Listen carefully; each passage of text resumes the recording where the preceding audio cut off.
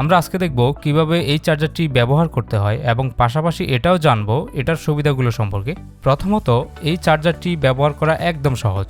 Battery charge করার জন্য ইলেকট্রিসিটিতে connection দেবেন এবং ক্লিপ দুটি ব্যাটারিতে লাগিয়ে দেবেন, আর কিছুই করতে হবে না, ব্যাটারি চার্জ শুরু হয়ে যাবে।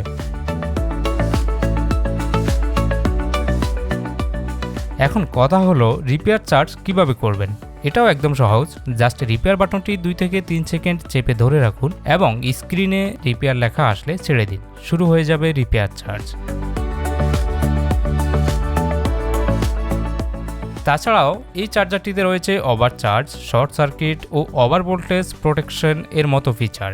দ্বিতীয়ত, এখন আপনার মনে প্রশ্ন আসতে পারে যে এটা দিয়ে কি ব্যাটারি চার্জ করা যাবে এবং কত অ্যাম্পিয়ার ব্যাটারি চার্জ করা যাবে। এটা দিয়ে সর্বোচ্চ 200 অ্যাম্পিয়ার ব্যাটারি চার্জ করা যাবে এবং লিথিয়াম চার্জ করা যাবে সর্বোচ্চ 13 ভোল্ট পর্যন্ত। এই চার্জারটিতে 6 মাসের ওয়ারেন্টি থাকায় কোনো প্রকার সমস্যা হলে ওয়ারেন্টি ক্লেম করতে পারবেন। এছাড়াও আপনার মনে যদি কোনো প্রশ্ন থাকে তাহলে কমেন্ট করে জানাতে পারেন।